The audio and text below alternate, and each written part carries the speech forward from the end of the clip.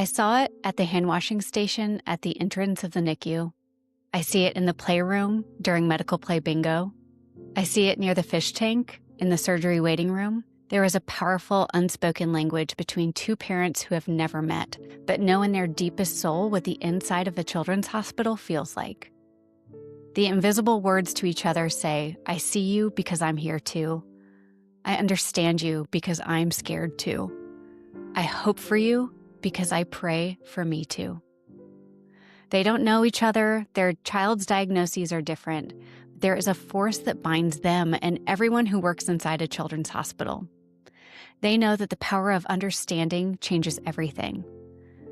It is joy and it is grief. It is love and it is fear. It is miracles and it is loss. This podcast exists to tell these stories. I'm Katie Taylor, a very proud child life specialist, and it is my honor to be your host of Inside the Children's Hospital. You can plan to hear episodes of Inside the Children's Hospital every single Wednesday. This podcast exists because you listen and share it. Thank you so much for being here with us on Inside the Children's Hospital. When your child gets a medical diagnosis, everything changes in an instant. The questions in your brain start to flood in. Who do I call? What do I do next? How do I even begin to process this? I'm Katie Taylor, and I have been a certified child life specialist for 15 years. As a child life specialist, we support families through these exact moments. And today, I'm going to walk you through what comes next. Welcome to Inside the Children's Hospital. This is the podcast where parents share their real stories of navigating pediatric healthcare and where we hear from the healthcare professionals who are there to support them. Over the years, we have built what we believe to be the largest library of audio stories of children's healthcare experiences, and every single one has taught me something. In this episode, I'm going to share a combination of what I see from a clinical and child life perspective, along with what I've learned from the hundreds of families that I've worked with and have been interviewed for this podcast. So your child has gotten a medical diagnosis. Now what? How do you begin to find the right doctor for your child? How do you begin to find the right community? And how do you identify what you're feeling with what you need? First, I want to acknowledge that your child can get a diagnosis at so many different times. It could be in utero, maybe at a routine ultrasound that suddenly didn't seem so routine anymore. It could be after an injury or an illness. It could be at a genetic appointment where you finally get answers on what you've been searching for. Or it could be anywhere in between. And I want to let you know that however you're feeling right now, it's valid. Sometimes the diagnosis comes as a complete shock. Sometimes it's actually a relief or a validation for finally getting an answer after months or even years of searching. And often, more often than people talk about, there are feelings of grief. Not because someone has died, but because things are different now. And maybe the very near future and sometimes the very long-term future will be different than what you expected for your child and for yourself. Different than what you had imagined during your pregnancy or in those early days. Different than the path you thought you'd be walking. No matter where you find yourself in this large spectrum of diagnosis, any feeling that comes up for you is valid. You're not the only person who has thought those thoughts before, especially the dark ones and the sad ones too. Those dark feelings can live alongside hope. It gets twisty, confusing, overwhelming, but they are your feelings and they deserve to be felt. I've sat with hundreds of families in these moments. I've heard parents say things like, I feel guilty for being relieved that we finally have a diagnosis. Or maybe they're ashamed or they feel angry. Or they say, I love my child so much, but I'm also terrified and I don't know if I'm equipped for this. All of that is normal. All of that is human. And all of it deserves space. After the initial shock wears off, and sometimes that takes days, weeks, sometimes longer, you may find yourself switching into what I call work mode. As a child life specialist, I see this in parents in a few different ways. Some parents show up at appointments with the 3-ring binders, tabs that are color-coded by specialists. Some have a running note on their phone with every symptom, every medication change, every question that popped into their head at 2 a.m. Some have spent hours, and I mean hours, days, Googling, using AI, diving into research studies and parent forums to find the latest information. Parents describe this to me all the time on the podcast as work mode, when you're in fight or flight and your child's medical needs are at stake. Often it feels like rest mode isn't an option. And honestly, sometimes it's not. Sometimes you have to operate on empty because that's what the situation demands. But I want to talk about how you can set yourself up for success within that reality. First, start by finding the right provider and care team. One of the most important things you can do is finding the right provider for you and your family. This relationship matters more than almost anything in your healthcare journey. The more mutual respect you have for each other, the better outcomes you'll see for your child. And I want to be really clear about something. You are two humans working together for the best outcome for your child. Not a doctor and a parent, not an expert and a warrior. Two humans with the same goal. So what should you look for in a provider? From my own observations, experiences, and working with families, here are some of the top things I think you need to look for when you're finding a doctor for your child. Look for a provider who listens. Not just hears you, but actually listens. Who makes eye contact with you and your child. Who asks follow-up questions. Who remembers what you told them the last time, or at least wants to look it up through the electronic health record.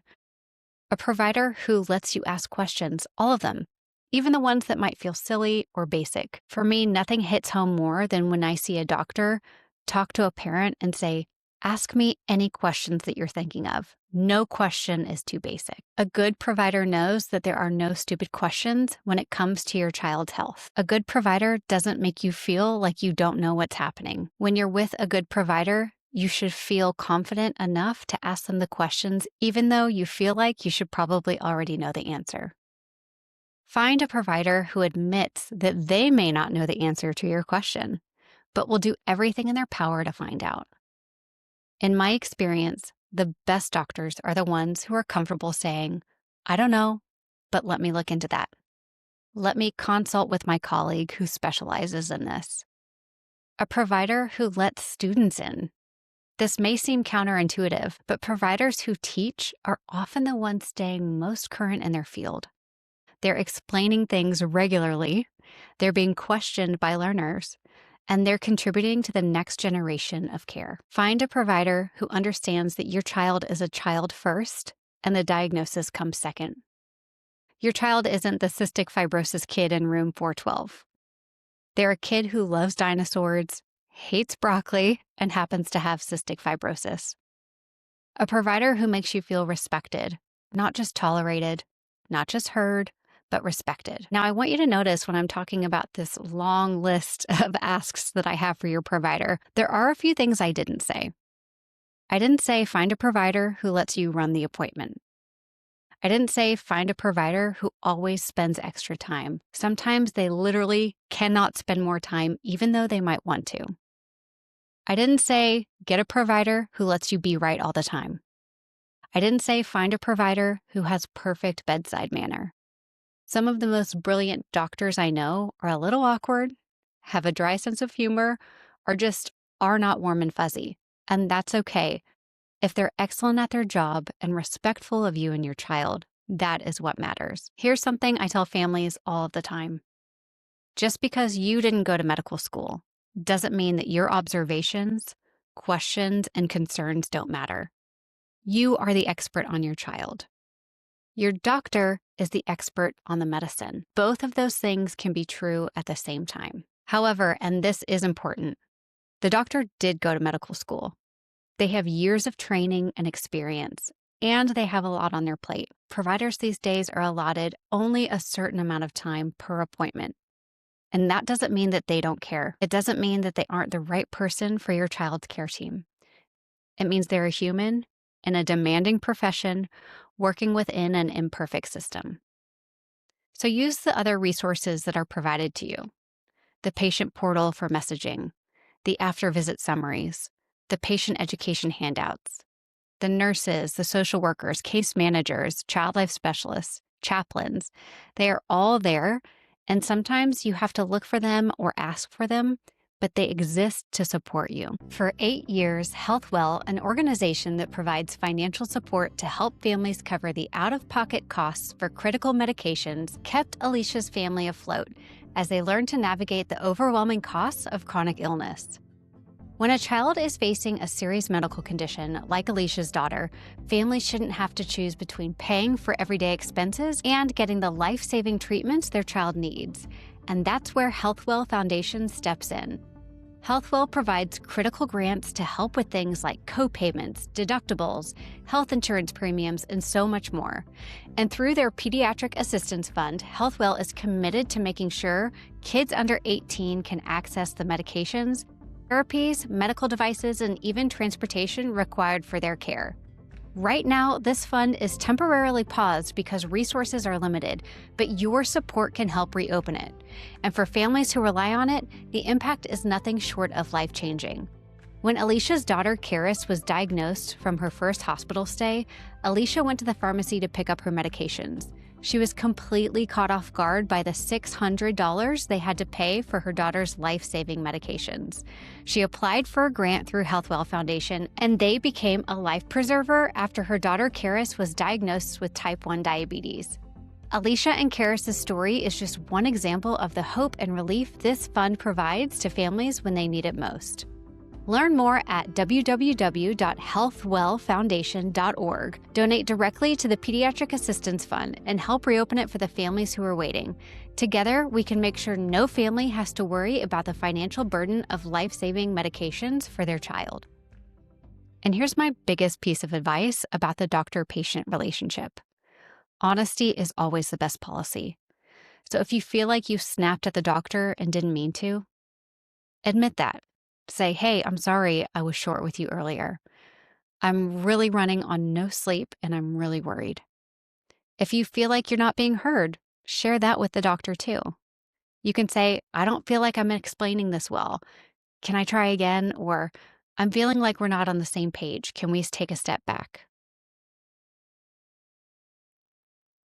At the end of the day, you are both humans in an imperfect world navigating a difficult, complex healthcare system together, and you both very much care about your child. Open communication makes everything better. The next thing I want you to do and focus on is finding the right community for you and your child. The people you surround yourself with and the information from support, and the information will be so supportive and a guiding light for you. Community matters so much. But here's what I want you to know. It is okay to be picky about who you tell. You don't owe anyone your child's medical information. Not your neighbors, not distant relatives, not even close friends if you are not ready. You get to decide who is in your inner circle. It is okay to want to find families like yours. In fact, I encourage it. There is something that is so powerful about connecting with someone who just gets it, who doesn't need a long explanation, who understands the medical terminology and the insurance battles and the emotional weight of it all. It's also totally fine to feel like you're creeping on people that you find on social media in a similar situation. I hear this from parents all the time. They followed another family's journey on social media for months before they ever even reach out. And you know what? Those families often create that content specifically for people like you to feel less alone. They want you to find them. But, and this is a big but, I want you to trust your doctors more than people you meet online. Online communities are wonderful for support, idea sharing, and connection. They can be life-saving when you're feeling isolated. But the most important relationship you can have is the one you have with your child's medical experts. I've seen it go sideways when parents start following treatment advice from Facebook groups over their medical team's recommendations. By all means, feel comfortable bringing questions from the community to your doctor. Say, hey, I saw another family was trying this approach. What are your thoughts? What do you know about this? That's great. But don't make medical decisions based on what worked for someone else's child without consulting your medical team. Find an advocacy organization. Over the past decade, I've seen a huge increase in the number of organizations that are designed to support families with diagnoses in healthcare. Organizations that are built around specific diagnosis, rare disease, hospital experiences. And when you finally find a reputable organization or patient advocacy organization that is research-backed and family-centered, they will often have new diagnosis guides or resource lists, financial assistance programs, and most importantly, connections to other families. Don't be afraid to contact them. Reach out, ask questions. They exist so families like yours can thrive. All right, finally, we need to talk about you, not just your child. And I'm not going to tell you that you can't pour from an empty cup. Because if your child has a medical diagnosis or needs an intervention or procedure or surgery or is hospitalized, you know full well that you can pour from an empty cup. I've watched parents do it. You've probably done it. Sometimes that's what life calls for. My goal for you is just to be aware of when you are empty, to identify the people and the practices you surround yourself with, to be aware of what helps you be your best self, even when circumstances aren't ideal. I see this play out in so many ways. I see parents who have kids coming in for surgery, and in solidarity with their child, they haven't eaten or drank anything because their child hasn't been able to eat anything since midnight. And look, I get it, I really do. But how can we expect you to be fully present and make clear decisions when you're undernourished and dehydrated? I see parents who don't ask for help. They have people reaching out, friends, family, neighbors, and say, "What can I do?" And a million excuses will keep you from letting them in. "Oh, we're fine. Oh, I don't want to burden anyone else. Somebody else has it much worse. It's easier if I just do it myself." I also see parents who haven't left the hospital in days, haven't showered, haven't taken a real breath of fresh air. And I'm not judging. I have been that person in different circumstances, but I want you to notice what it does to you. Here's what I want you to ask yourself. When do you feel restored? Is it after sleep, like real sleep, not the fitful hospital chair napping? Is it after spending time with another one of your children? And by the way, that's okay. It's okay if stepping away from your sick child to be present with your other child fills your cup.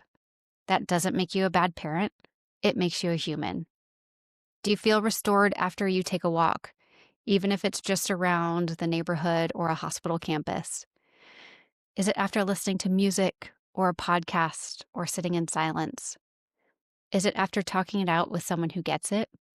Do you feel restored after crying, like really, really crying, not just the silent tears you brush away when somebody walks in?